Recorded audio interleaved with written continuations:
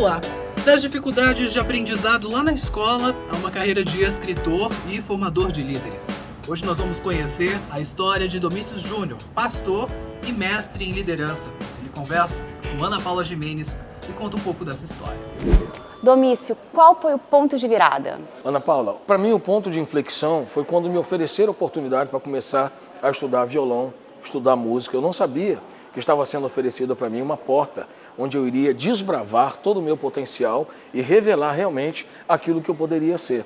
Então, na verdade, foi uma oportunidade que hoje nós vemos algumas crianças tendo, seja no esporte, na música, na programação de computador, e nós achamos que é apenas uma atividadezinha. Nós não imaginamos que é uma porta que está se abrindo para mudar o destino dessa pessoa. A música foi o primeiro passo.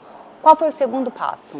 A música me levou a viajar em vários lugares do Brasil, onde eu comecei a observar as gestões que eram bem-sucedidas, algumas que não eram tão bem-sucedidas, e eu comecei a observar que o sucesso das grandes organizações estão nos líderes, nas maneiras como eles lideram as pessoas. E a partir daí, desta observação, a música me levou a conhecer também um pouco da área corporativa. Se o sol se gloria, noite chegar, tu és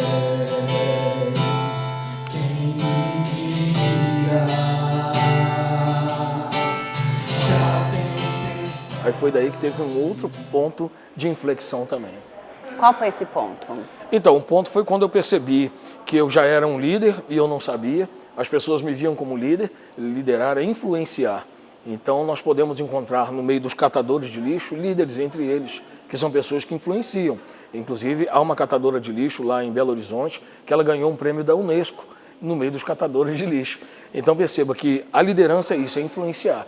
E eu comecei a descobrir as marcas dessa influência na minha vida e foi quando eu decidi estudar e fazer um mestrado para poder treinar outras pessoas na área de liderança. E foi um novo ponto da minha vida. Você tinha dificuldade no estudo. Como que você conseguiu galgar, fazer teologia? Como que foi isso? Eu tinha dificuldade de memorização e tinha dificuldade com o processo de aprendizado, porque ele não me contemplava. Então, era muito difícil para mim, com hiperatividade, transtorno de déficit de atenção.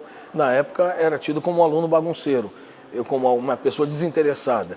Então, a primeira coisa que eu fiz foi entender que havia uma metodologia de estudo adequada para mim, que seria estudar, grifar e depois voltar para poder fixar aquele conteúdo. Então, dessa maneira, antes de eu me tornar mestre, eu tive que desenvolver esse processo, essa metodologia de estudo, mesmo sendo um autodidata. Não é apenas você estudar sozinho, você tem que ter uma metodologia para estudar sozinho. E isso me ajudou. Então, isso abriu algumas portas para mim. Começou a desenvolver essa minha parte mais acadêmica. Depois eu recebi um convite para fazer um mestrado nos Estados Unidos, uma coisa que eu nunca imaginei na minha vida. E, enfim, aos Estados Unidos foi novamente outro ponto de inflexão, que com a bagagem que eu trouxe de lá, aí eu comecei a abrir as portas para atender grandes empresas aqui no Brasil. E como que foi para você lidar com uma outra língua, ter esse aprendizado, romper essas barreiras? O que acontece? Como tudo que aconteceu na minha vida são portas que Deus vai abrindo. Eu estudei numa universidade lá na Flórida, onde a metade das aulas era em espanhol. Então eu usava tradução, geralmente eram aulas baseadas em livros. Então eu sou melhor de ler livro do que ouvir o inglês. Então tudo isso poderia ser uma dificuldade, mas para mim foi uma facilidade. Então, dessa maneira, eu consegui terminar o meu mestrado e, ao final do curso, eu fui convidado para ser o coordenador, o catedrático, que eles chamam lá, do curso de liderança da Universidade da Flórida. Então, realmente foi assim uma coisa surreal acontecendo na história daquele menino que aos 12 anos recebeu o boletim dizendo que eu tinha dificuldade de aprendizagem em todas as áreas. Então podemos afirmar que todo mundo tem essa possibilidade de realmente mudar, E de repente conseguir ser um líder e um motivador, Aqui em Campo Grande eu trabalhei com vários mirins que eram lotados na Universidade Federal e hoje são pessoas de bem, são gerentes de bancos, pessoas de expressão na sociedade. Então eu não apenas sei falar bonito a respeito disso, foi uma experiência que eu tive e eu sei que todas as pessoas podem fazer a diferença nas suas próprias vidas e depois fazer a diferença na vida do outro. E qual que é o método? O método é disciplina, Você tem que ter disciplina com alguma coisa na sua vida. Segundo lugar, você tem que ter mentoria de alguém, né? Porque sempre alguém vai te olhar e vai perceber em você oportunidades de crescimento, que o pessoal chama de defeito, eu chamo de oportunidade de crescimento. Então, sempre alguém pode te apontar uma oportunidade de crescimento e você precisa andar com essa pessoa experiente e que tenha coragem para te falar. E não ter medo de assumir desafios, né? Além de tudo, eu era gago, até hoje eu dou uma gaguejada de vez em quando, e aí a mulher diz assim, você não esquecer de onde você veio, né? Então imagina, alguém com déficit de atenção, alguém que é hiperativo, que é gago, que só tem nota ruim na escola, e hoje atender Brasil, Estados Unidos, Europa. Então eu sou um exemplo disso. E não demorou muito tempo, foi desde quando eu me posicionei.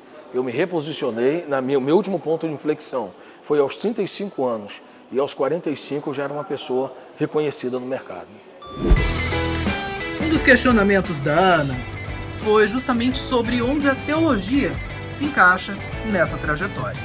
Espetacular, queria falar disso. A teologia é o estudo de Deus, né? E muitas pessoas pensam em teologia alguém que é religioso, mas eu não sou um religioso, eu procuro ser um amigo de Deus. E eu estudei teologia porque eu queria estudar sobre as manifestações de Deus, o caráter de Deus, não a origem de Deus, porque ninguém sabe, mas o caráter de Deus, a manifestação de Deus, como conhecer Deus melhor, que é Deus que controla tudo, né, dentro da nossa visão cristã.